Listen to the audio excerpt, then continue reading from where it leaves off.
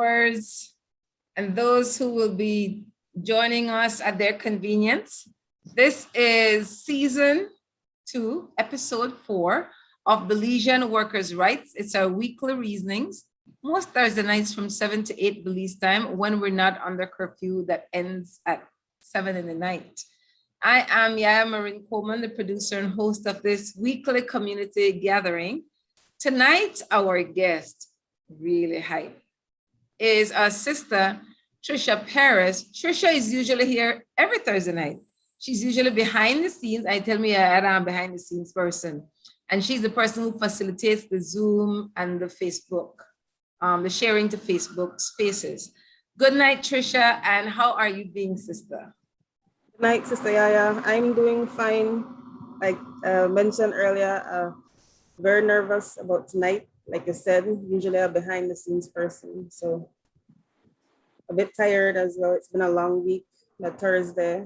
Thank goodness, tomorrow's Friday, but I have a next long weekend. I have meetings Saturday and so forth. I hear you, sis. You have to take time for rest, though. We got our brother Marshall Nunes with us tonight. So good night, brother Nunes. And the three of us are here. Tonight's conversation will be centered on union education.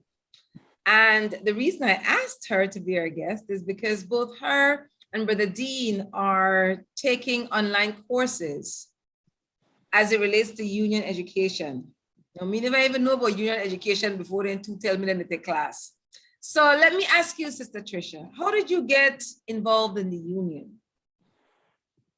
So I've been volunteering since I was small. My grandmother was a teacher, so she had that influence in me to always help and assist people. Earlier, I was in the Rotary Club when I was about 18 up to about 20, 21. I stopped volunteering for a bit while my kids were growing up that early stage. And I actually joined the union in 2010, but I wasn't an active member until 2016 when I attended my first PSU meeting 6 years later, and Brother Luke Martinez nominated me to be the Young Workers Rep for the Bompan PSU branch. And since then, I got to learn more about unionism and the importance of not being just a financial member, but also being an active member in the union. Only with public officers being active within the PSU union specifically, will we make the necessary change within the public service. So that's how I got involved with the union. I've been actively involved with the union since 2016, 3 years on the PSU Bamapan branch, and this is my 3rd year at the National Council level. And my first year, actually, I'm the Education Director of the National Trade Union Congress of Belize. So that's me in a nutshell and my union work. Education Director for NTUCB? Yes. That big, my sister. Good night, Brother Tate. Look here. I know I choose the right guest for Trudeau. I never know that. What's your responsibility as the Education Director of the NTUCB, which is the umbrella organization of all the unions in Belize, the National Trade Union Congress of Belize? So my main role is to promote unionism in Belize, and that includes within the different affiliate unions, as well as trying to push the information out there about unionism to organizations, employees who aren't in a union as yet. So that is my main role for that post. On reflection, when you were not active like you are now, as in you pay your money like most people, but you weren't active. When you look back at that time when you were paying your money and your feelings now that you're active, what's different?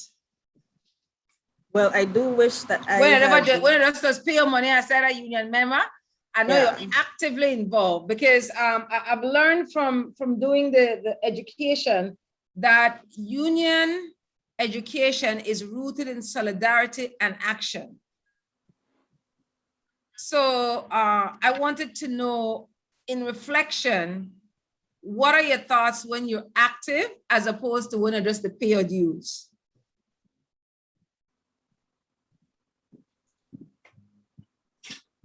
Sister Trish lost her video, but she's coming back. Yes. There, thanks, Brother T. When you're active, you feel, you have that feeling of, it's more of, I guess, a sense of belonging, and you're a part of this membership body that is the union. And it's just different in that way, I guess, because when you just pay your money, you just pay your money. That $15, that $20 just to come out. You don't know what part it got to. But when you're active, you have this extra responsibility, I guess, to be involved and to ask more questions. Where is the money going? What are we doing with our members? How can we make better for our members? How can we do better? How can we assist more? So all these things come into play when you're being an actively involved member. Respect. I know currently you're enrolled in a certification course in industrial relations at Cipriani College of Labor and Cooperative Studies. It's an online class out of Trinidad and Tobago. And tell us how you became eligible to, is this your first class at Cipriani? Yes, this is my first semester at Cipriani. How were you selected? And then we want to hear the nitty-gritty about your 3 courses. They will be Intro to Industrial Relations, Grievance Handling, and Arbitration and Labor Law. So like you go be like directly. But anyways, tell us how you were selected to have the honor. It really is an honor and a privilege to attend this course. So Cipriani sent out an email to all the member union affiliates, or majority of them in Belize, offering 2 scholarships to each union. So I sent my interest to the NTUCB and a short explanation as to why I would be interested. Doing this course would assist me more in putting that information out there to all the member union affiliates under, well, the post that I hold as the education director. So I'm learning as I'm going along, and that helps to put more of a plan in place going forward with educating people in Belize on unionism. So I was one of 2 who were selected from the NTUCB, me and Sister Ruth Schumann. She's from the BNTU. And that's how I got selected for this course. And when was the last time, before you did this course, when was the last time you were in a classroom setting as a student? So that's some 13 years. A lot has changed, hasn't it? Yes. So, and yeah. You have people from other countries in the class as well? Yes, it's regional. The college is in Trinidad. So we have people from all the different countries in the region. We have Grenada, Antigua, and Barbuda. I haven't heard anybody from Jamaica, but it's regional. So we have different people from the various countries in the Caribbean. Okay, so how many students are in your, okay, so you have 3 classes. Yes. In your Intro to Industrial Relations, how much students in that class? I think that one has about 20, about 23, I think. The biggest one, surprisingly, is Intro to Labor Law, which has about 50 students in there. How many? About 50. The one with labor law, arbitration, yes. That's not surprising. That's not surprising at all. Anything I have to do in law not surprise me. But I know a lot of people tend to run away from law, and especially labor law. More people tend to be interested in criminal law because of the finances attached to that. So what happens in your industrial relations? What is the essence of the content you've been taught? What is the assignment? Is it essays? Is it your test of multiple choice? You have to write. Tell me about a class session for intro to industrial relations. So, sorry. The classes that 3 hours, yes, 30, 5:30 their time, which is 3:30 our time to 6:30. And I have classes Tuesday, Wednesday, and tonight. Intro to, that's on Wednesdays. So we'd start off just going over a different topic each week.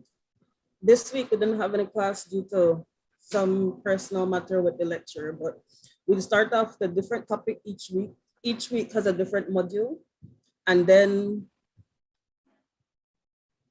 we have 4 graded, not necessarily assignments. So the first assignment we had that was graded was essay, 7 to 10 page essay. So I haven't written school essay since 2008. But because of the work that I do with the union, I've written documents more than the 7 to 10 pages. So that wasn't a problem for me in that sense. We have another assignment due the 16th, which is Saturday, which is a bit shorter. I think that one is a 1,000-word essay. I'm not quite sure. I started it, but I haven't completed it as yet. But what we're doing is to go back to the basics of industrial relations. One of the first things that I had learned was the 3 systems that Dunlop believed in. And there's a unitary system.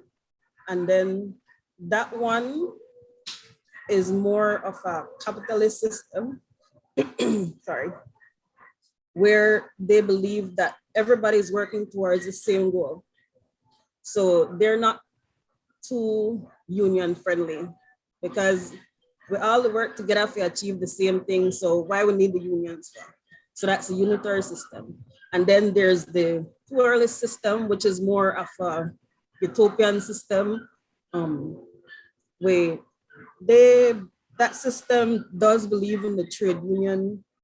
Well, the role of the trade union, they take it as an important role, knowing that we need some kind of conflict to make things change. And then, of course, there's the Marxist approach, which is somewhat similar to the pluralist approach, but they have that belief or a deeper belief that we need these conflicts for change.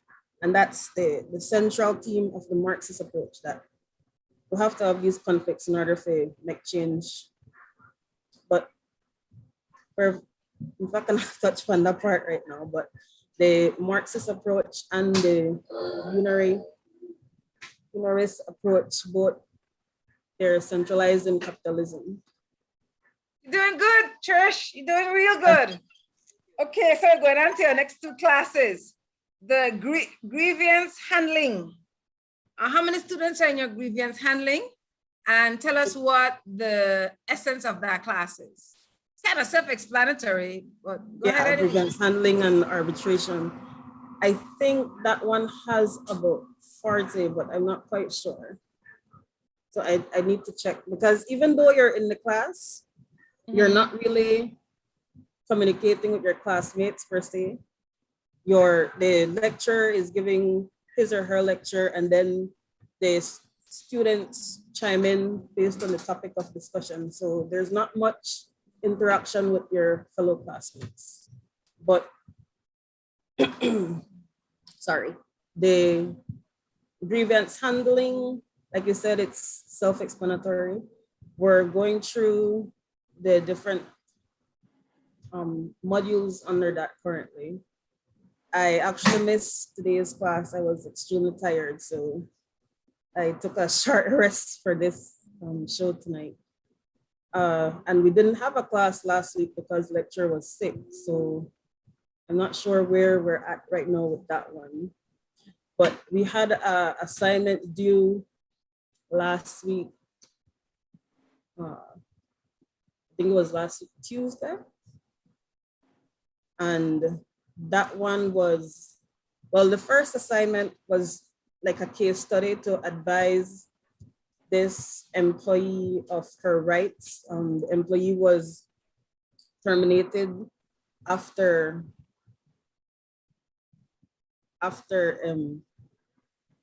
sorry. So they gave a scenario. This guy wants some money. He left his wallet on a desk. The employee was terminated thereafter because she was the only one in the office at that time. So the homework or assignment for that one was to advise the employee of her rights. So in Trinidad, they have ratified this convention, this ILO Convention 158, I believe it is. So you can't just fire somebody without telling them why you're firing them. And the employee has certain rights. They need to know why they're being fired. They have a right to bring in their own witnesses. They have a right to question whoever, they have a right to question whoever brought this case against them and so forth. So that was a very interesting assignment there. And like, it's basically against handling, I guess. I see Brother Dean joined, so I know he could chime in. Yeah, good night, Brother Dean. Trisha, how are you graded? What grade you have to give for pass their class or these courses? So each lecturer has a different system of how they're doing grades for this year. The labor law one, we're doing 7 short answer questions over the next 7 weeks. And then the last thing will be a case study, which would probably be the same, more or less 7 to 10 pages, which is the bigger assignment. The 7 are each worth 10 points. And then the last one is worth 30 points. So that's with the intro to labor law. And then Seeing that, Sister Trish, it seemed like you froze just a minute, Sister Trish. Oh, sorry. What was the last thing that you heard? You were talking about the grade. For intro to labor law? Yes. So that one, we have 7 short quizzes, I guess you could call it, over the next, well, we did one last week and then we have one due this week. So 6 more, and then the last one. So each of the 7 is worth 10 points or 10%. And then the last one would be a case study, and that one would be worth 30% of the final grade. Got you. That's intro to labor law. And someone can fail this course, right? Like if you're not doing the assignments on time, you can actually fail the course. Yeah. But you know what the financial value of these courses are? Roughly about 1,300 Belize dollars. Per course? No, for the entire, not per course, that's for the entire year. The whole package? Yes. 1,300 Belize dollars. Okay, so you're taking 3 classes in 1 semester. Yes, and then the final 3 will be next semester. So it's a 1-year certificate program. So it's a total of 6 classes that you're taking for 2 semesters. And it's 1,300 per semester. No, the Belize whole dollars. package is the whole package, all 6 classes. Yeah. Got you. Okay, now it's 1919. We're making good. Thanks everyone for being here.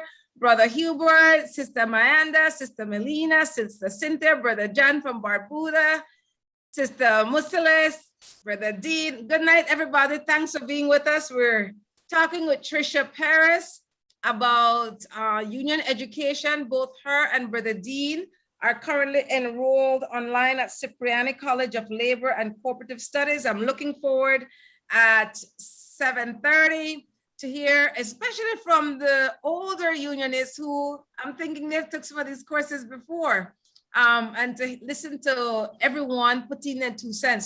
Now tell us about the big class, labor law, arbitration and labor law, or is it just labor law? Just intro to labor law. Okay, Well, the intro to labor law. fundamentals of labor law. Okay. Yeah. Tell us about that class, the biggest class. Well, thankfully, I have a background in law. I was studying law part-time up until recently, and I did my A-level law in 2013. So most of the things that are being taught right now is information that I know already. What we've been discussing over the last few weeks are just as the course states, the fundamentals of labor law, how a contract is formed, the terms and conditions. The last class we were talking about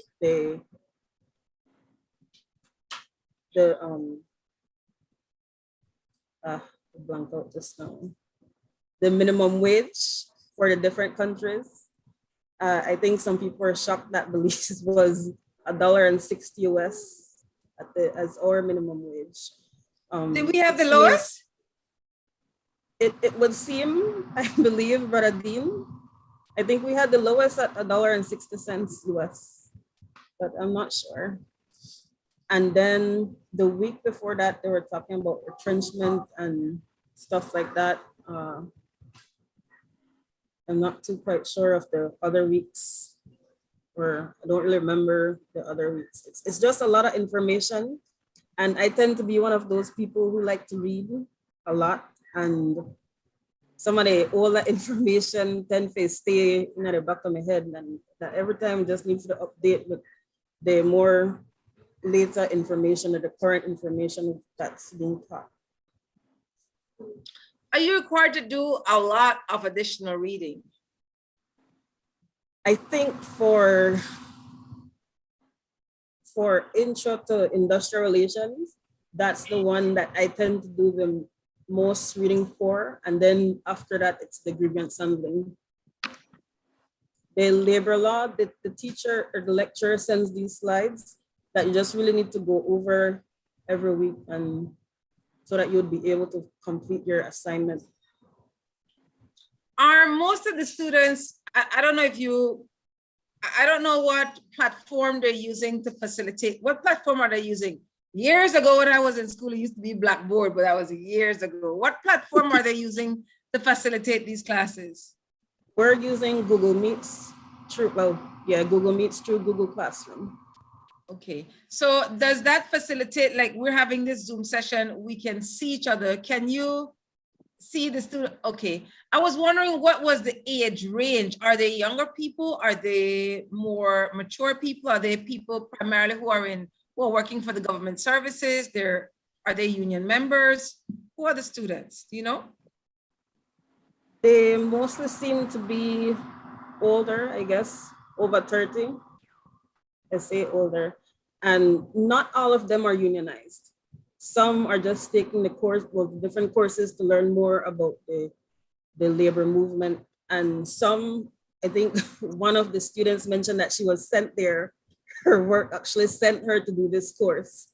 So it's a very interesting caliber of people that we have as classmates. Do you get to see them? Do they turn their cameras on? No, most people don't turn on their cameras. It's not a requirement of any of the classes, but some do. Do you find that the students engage with the educator? If they're not engaged, they engage with the educator or with each other? With the educator. And then you have some names that you know will always unmute their mics and chime into the conversation. So I done more or less in each class know the 5 or 10 people that would be chiming in. And what are the vibes you get from people from these different countries and their unions, contrasting the vibes you know from unions in Belize? What are the vibes you get?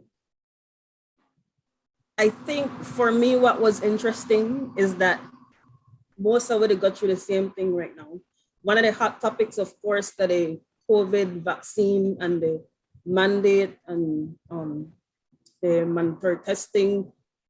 Based on the conversations we were having in the different classes, all of it got through this same push to ensure that our rights as laborers are protected. And I think one of the big concerns is human rights versus labor rights right now for that specific topic. But all of it really and truly got through the same thing. And sometimes you have the lecturers who would want to say more because most of them involved in unionism as well. We have the one who does fundamentals of labor law. He's been involved with the unions for the last, I think a resume had 50 years or something like that. So then people were involved and immersed in the union. And I think that helps a lot because they could give some of their own experiences or what they've been through in fighting. Excuse me, Trisha, are we recording? No, it's just live streaming, sorry. I just noticed. Oh my. Yeah. Oh, I hit the record button though. Okay. So how is that? I mean, but before we go to that, I have another 4 minutes before it's time for the people to hold the mic or the participants to hold the mic. Has there been a collective consensus or where are people on human rights, labor rights, as it relates to the COVID-19 vaccine? Either private sector, public sector, is it divided? Is there a consensus on any position? You're talking about based on the classes that I'm attending, right? Yes. I think it's divided for the most part. You have those people who believe that this is the best decision for us in terms of our collective responsibility. But you also have these strong union members who believe that the mandates that they're pushing infringes on the rights of laborers. I mean, they are never in your original terms and conditions. So how could you force it upon laborers now that they have to do this or have to do that one? So it more or less divided almost so that once down the line, because you have these strong personalities where they're on either side of the table. And what are your emotions when you're having some of these conversations? Well, I have always had strong personalities around me. I'm proud to have these strong personalities around me. I have my older cousin. She's one of my idols. She, Kate Usher, she really— Oh, fire sister! Yes, yeah. So I quite enjoy the discussions because I think when you have people who have the same like-mindedness, you tend to stay somewhat bottled up in that one point of view. But when you have differences of opinions, then you get more enlightened to what happened and you get to hear these different opinions from different people. And most of them bring their facts with that. So I agree. I am so engrossed in the conversation. I was supposed to be sending the link to people who are waiting to hear. And so people are saying, yeah, where's the link? And I'm like, oh yeah, that right. See, this is what Trish will generally do, but Trish is the guest tonight. So Trish is not able to do that. No problem. Trish, was there anything else that I did not ask you that you wanted to share before we pass the mic over to participants? No, I think you covered everything, Sister YaYa. Good, see? You do well. You're nervous. I tell you, this is an opportunity for get ready for when you get to a bigger platform. And you are ready for it. I mean, you say you come from strong people, so no worry about nothing. I really value the time that you've taken to share with us. For those who may be joining us for the first time, during the first half hour, the host or co-host, when I have Brother Dean as a co-host, we would reason with the guest, or Brother Dean and I would reason. In the last half hour, it's an opportunity for the participants to engage. So Brother Dean has an interesting position tonight because he's here as a participant. Well, the mic is open, participants. If you have questions you would like to pose to Sister Trisha, or you would have input on union education, the seasoned unionist, let's hear some of your 2 cents on union education.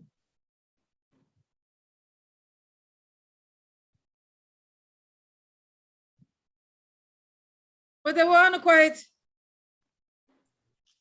We're not quite yet. We're just getting absorbed for the fact that Sister Trish is at the front and center, and Sister Trish is speaking. Because normally Sister Trish don't speak. But that in itself is testimonial that she comes from a good lineage. Also, the fact that it's not only because we are talking about labor rights, but I also You could turn on the mic, Brother Tate. no, I prefer not to, simply because of the fact that my location is not the best place. One, No and problem. two, my location is not the best place, and two, my bandwidth is also giving me trouble. Because once I put on the mic, it absorbs most of the bandwidth, and it creates a lot of distortions in my ability to be able to communicate quite effectively. No? No problem. Go ahead with your thought. But nonetheless, I think that the conversation that we're having as it pertains to the education of workers in this country to know their rights, what those rights are under the Constitution, what your labor rights are, is just as important. But just to quote a statistic in terms of what's happening in Belize, the LFS data, which is the Labor Force Survey that's done twice a year, tells us clearly that 60% of the employed population of this country have primary school or less. 60% of the employed population of this country have primary school or less. That in itself is very damning, Sister YaYa. What time frame was that survey done? Or it's done April and September. The last time I checked, I think was pre-COVID. That data was available from the Statistical Institute of Belize to be able to tell us that majority of our labor force personnel aren't getting the kind of, and all you have to do is look at the data with respect to the statistics of what's happening in primary, secondary, and tertiary level education in this country. We start out with 70,000 children in primary school, and by the time we reach tertiary level education, we're down to 7,000. The conversation was that we only educate about 6% of our population that reaches tertiary level education. It may be more now, and I'm hoping that it is, but the conversation still needs to be had because you're talking about labor, education, and people's rights. We're talking about the education of the workers of this country, but it's also too that hinges on the education of our population as well. Sister Trish says that she likes to read. That in itself is an alien notion where people would pick up a book and read the book from cover to cover. Most of the time it is not on YouTube or WhatsApp. When WhatsApp was down, Facebook, WhatsApp, and Instagram was down recently, and people were having nightmares. They didn't know what to do. And that in itself is telling you that there is some issues that we have to go back to picking up a book, or even if you do it digitally, the premise is that we have to get back to reading. We have to get back in sharing some of our knowledge in terms of ensuring that we can educate our people to understand, because the generation before us used to read a lot because they didn't have TV and all of these things that we have now. But the premise is that we have to get back to educating our population. I'll leave it there for now, stay. Sister, can I ask Brother Tate a question? Brother Tate. Yes, Brother Marshall. The labor force survey segregate private sector and public sector statistics, or it's just generic? They can disaggregate public and private. Majority of the labor force is the private sector in this country. That's a given. Well, government is the single largest employer, no? It can But be you said disaggregated. you said that about 60% Of the of employed labor force, population. the employed, so it's the Population. employed population, whether public or private. Public and private combined. Wow. But what we could also do is disaggregate it to confirm, because what is happening in the public sector is that the public sector have a minimum requirements for people to enter the public sector. So you would find that most of those people have a certain level of education, while the private sector now is a lot of unskilled labor. And that unskilled labor, except if you work in certain classification of the employed population, like if you work in a bank or you work in some of the other institutions, because I'm also looking at the data based on industry, where most of the people are working, in order to disaggregate the totals to see where most of the population is. So this conversation, I believe, is something that we need to have to be able to explain to people, yes, education is expensive and it takes long, but it's sustainable over time. If you don't have access, then there are problems. But the hope is that both public and private, we need to be able to disaggregate it to go further, to be able to ensure that we can target those people that need access. Patrick Farber gave $300 subsidy for first and second form. We cannot keep up with the demand at the first and second form level just for that $300 subsidy. That goes to show that people don't have access to secondary level education because of the fact that they, in most cases, they can't afford it. So that conversation is something that we need to have. And once you have an opportunity to be able to get an education outside of the formal system, education is an education, and I think that's important for us to pay attention to. That statistic is important because it mirrors almost exactly the stats with poverty.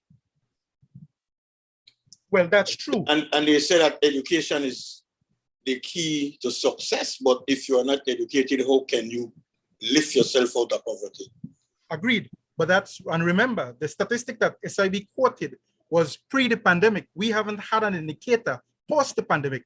And we're hoping that we can do that to be able to get a true indication of what is the statistic post the pandemic, given the fact that a lot of people had to leave school because of the fact that they don't have the income, they don't have the resources to continue their education.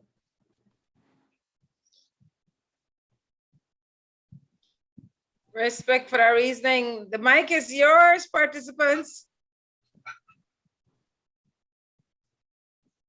This man from Barbuda had a question. Is there comprehensive labor laws in existence in Belize? In Antigua and Barbuda, there's a labor code which governs the relationship between employer and employee. Who would like to answer that question? Is there comprehensive labor laws in existence in Belize?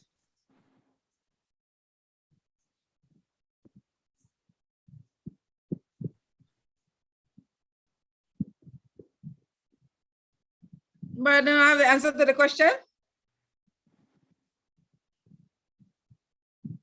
Brother Dean. What is? Good night. Good night, sister. See you.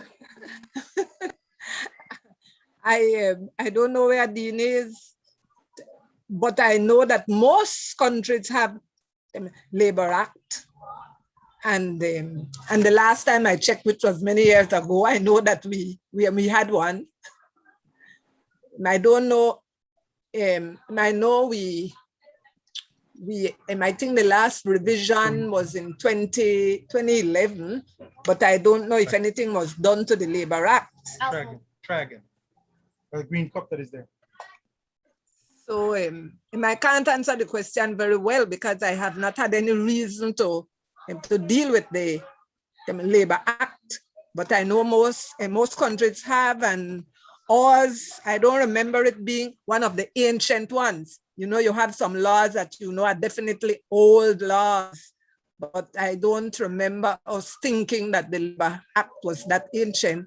And as a matter of fact, I'm thinking that some amendments were made that were progressive amendments, such as what?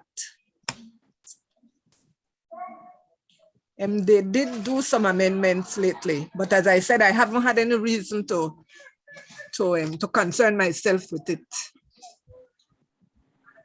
But I like that Sister Trisha has the opportunity to do some studies and to be at the college, because I think the more unionists that are trained, that are formally trained and introduced to the elements of labor and unionism, I think it makes those persons have more and more commitment. You understand the necessity of why you are a union leader, and it makes you want to serve and want to improve and to help.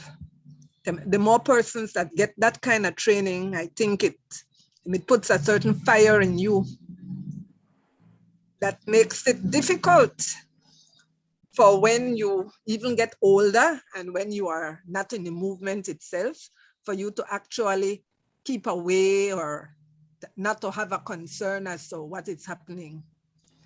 So I wish I would hear about more persons doing that kind of training, having the opportunity that you have been given, Sister Trisha. Both Sister Trisha and Brother Dean are registered in this course. Did you attend any of the courses from Cipriani, Sister No. Musila, Sister Hubert, No. Sister Tate, Brother Tate? No, I didn't. But we had a lot of courses going on in those days. We used to meet our brothers or Caribbean sisters and brothers very often in different courses, but I never went to one at the college. I studied in Trinidad from 1999 to 2005, and I lived on Hall at the University of the West Indies in St. Augustine in Trinidad and Tobago. So I knew of Cipriani before I left Trinidad. I haven't taken a formal course in labor industrial relations, but we have been working with some of the, I think we have worked with ILO recently on some of the decent work issues that ILO is putting forward, which ties closely with what the union movement is trying to do. And Sister Pitts mentioned the issue of the need for persons to have the orientation because of what's happening in the world today. Globalization has taken over, and because of that globalization, more contracts are coming. People terms and conditions are being watered down to a certain degree or lessened, where labor rights and responsibilities are needed no more than ever before. And I agree with you, Sister Pitts. Unfortunately, how do we engage a population that doesn't like to read? And once you do these international courses, especially like Cipriani, because Trinidad and Tobago also has a labor court specific to dealing with labor. So whenever all these cases come to the courts in Trinidad and Tobago, that court specifically addresses it. While when you look at what's happening in Belize as it pertains to our judiciary, the government of Belize have had to approach the Commonwealth Secretariat to be able to address the backlog of cases, to be able to ensure that these cases can be removed off the books, and we are not dealing with some of the labor issues as yet. So where the priority lies, and to be able to address the issue of the judiciary itself, to be able to address some of these issues. So the hope is that we can engage, and the reason why, Sister Trisha, I believe, being the education director of NTUCB, were given an opportunity to participate at the Cipriani level was because of the fact that teach one, train the trainer. So the hope is that when Sister Trish have her shiny new certificate, that shiny new certificate will be able to be expanded to help so many others get the same thing, for us to be able to ensure that the social safety net that exists in developing countries like ours can be put in place because of the labor movement. I'll leave it there for now. I have a concern. But Trish and Dean are getting the formal training. But my question one, and then I'll comment, is the labor laws kind of uniform in the region? Because we are also a member of the CARICOM single market and economy.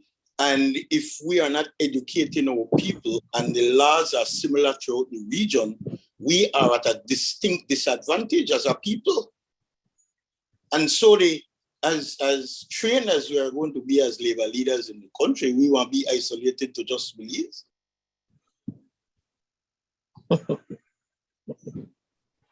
You're breaking up, Brother Unionist, but the portion of what I heard, what you were asking for in terms of the labor standards, because Yes. because we're a member of ILO, those labor standards apply across the different region. Now, in terms of the ratification based on what is required, like for example, C-158, which deals with once you're fired, you have to be told why you're fired. Some of those things aren't codified in our laws domestically, and some of those things are required because at the end of the day, developing countries like Belize, when they go to ILO, they go and report in terms of our status. And Sister Willoughby mentioned to us recently that some of these things need to be codified and brought up to the 21st century in relation to some of the laws that are required. But Brother Tate, Yes, Brother Nelson. good night. But Good why night. is that? Why is that? It has been over 20 years now. Why has that not come to power? Maybe there is. Go ahead. One we know the Chamber of Commerce does not want it, right? The big and private employers does not want it, but it has to be the people that wants it. It has to be the trade unions that want it. It has to be the trade unions that advocate for it. We don't advocate enough. We are here sitting around hoping that something would happen. We are here hoping, like when I'm here, one of the brothers tell me one time, we have to wait for everything fall into place. For me, that is ludicrous, because if you are there waiting for someone to free you, that will never happen. The Union of Belize has to be more vocal, man. All we are comfortable with doing is sending out a press release. That is not unionism. And yes, the education is needed. But at some point, we have to make the move. We do one thing over and over and over with just the same end result. When do we move from there? And I talk, and this is a problem for not only for the Trade Union Congress of Belize, there's also the problem for the Belizean as a whole, because at some point, even if you're a student, you will have to come in, you will at some point come in on the workforce. So it's a problem for all of us to sit down and tackle and make sure that the laws that should be passed, or the ratification that should be done, is done. Apart from that, we are not going anywhere. As far as I'm concerned, when anybody asks me about the labor laws, I believe, to me, that's labor laws. Because an employer can do whatever he or she wants, or have you do whatever he or she wants, whether it's not of your moral being, and you can't do anything, or else you'll get one simple letter that your first services are no longer needed. When do we actually stand up and say, you know what? Nothing will happen until these things are in place. If we don't do that, nothing will happen. Because mas nobody will save you. I remember when we had the rallies, when the teachers went on strike, and then the chairman joined in with a letter supporting. And all the then Michael Finnegan said in the house, "Ono go on like that, see if we know pass the Osh bill thing, right?" And after that, they were here not funny chamber again. So instead of these big business people come together with the people of Belize to make things better, they want the status quo to remain the same. How do we change that? We have to advocate in everything what we do. Advocation, advocation, advocation until it's done, until we get everything in place. If we not advocate, man, if I was the prime minister of any country and all my people and want to send a press release, talk, I would be the happiest prime minister. When do we go from talking to advocation? And that's my problem with the unions. We don't advocate enough.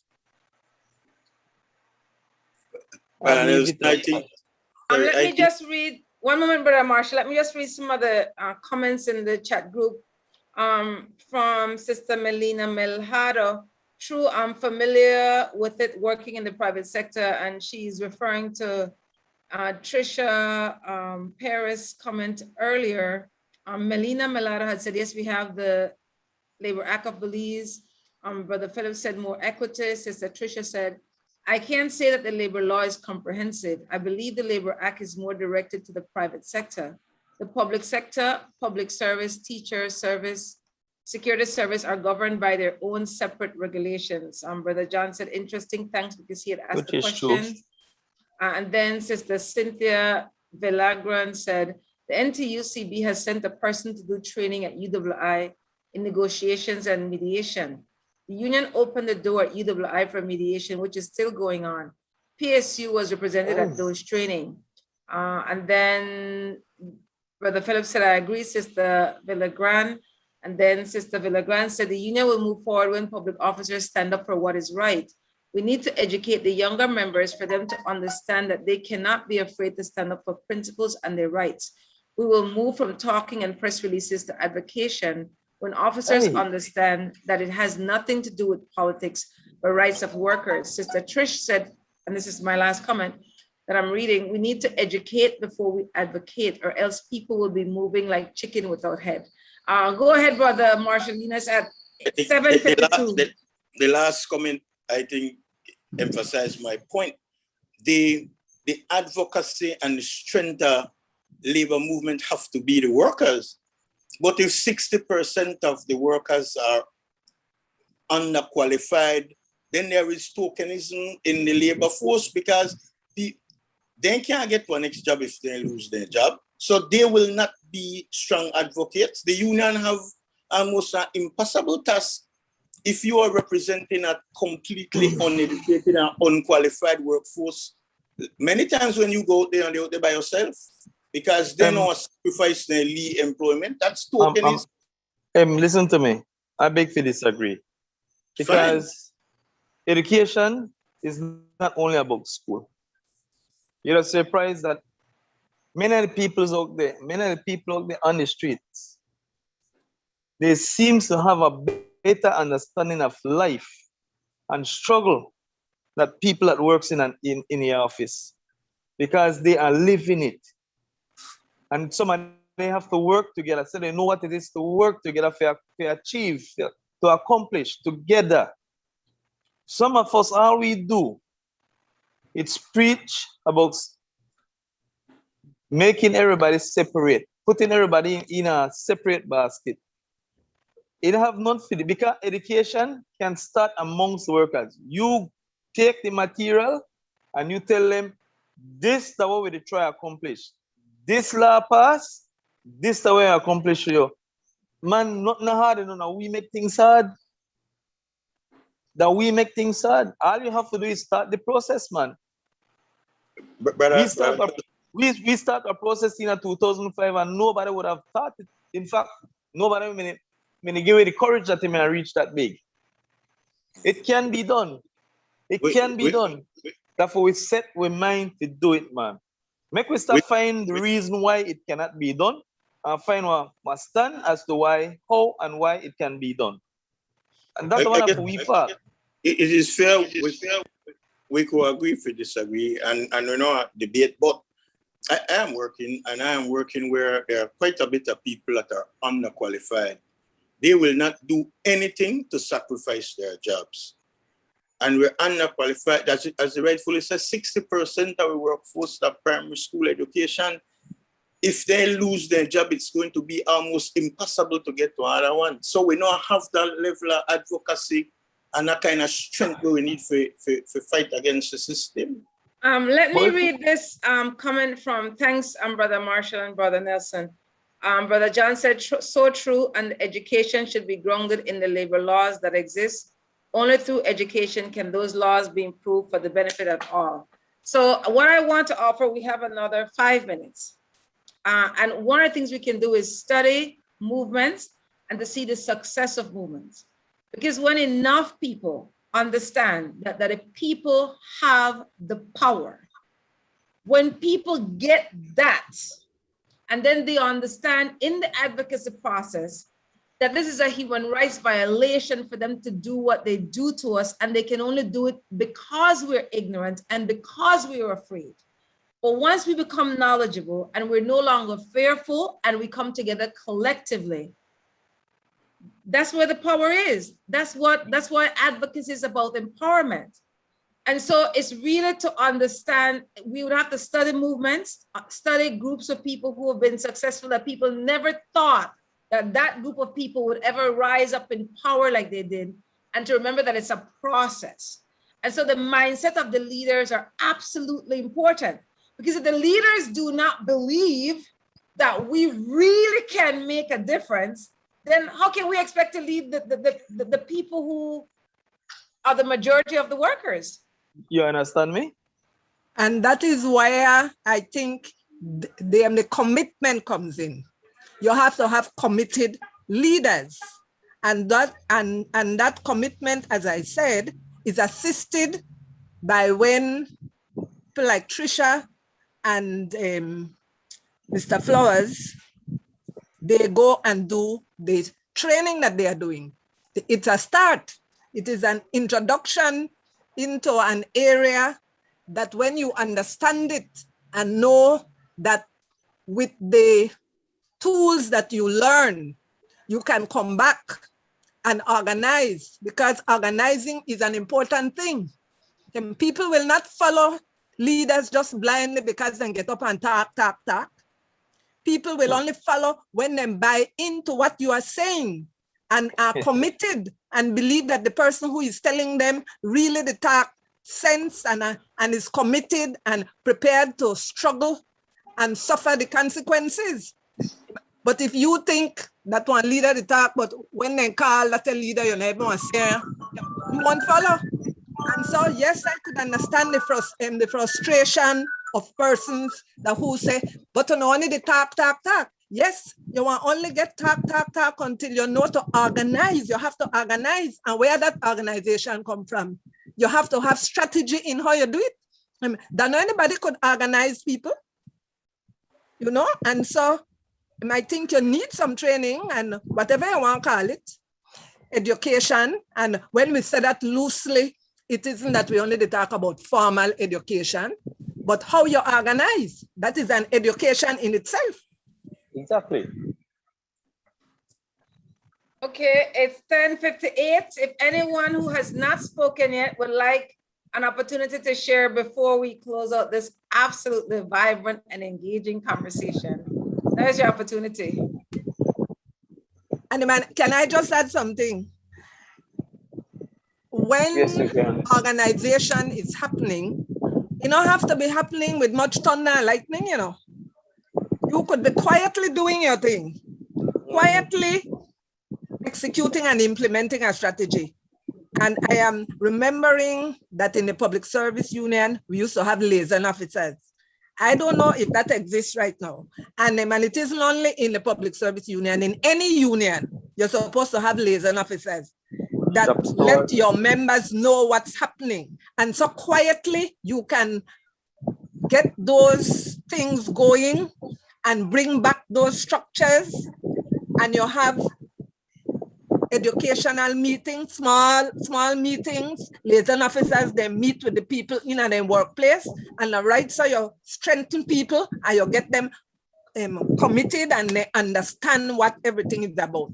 You don't need to make no big nights and thunder and no big education, nothing. You just get the structure going. Structure, you have to have structure. Respect, it's now 8 o'clock. Let me read this last comment from Brother John in Barbuda.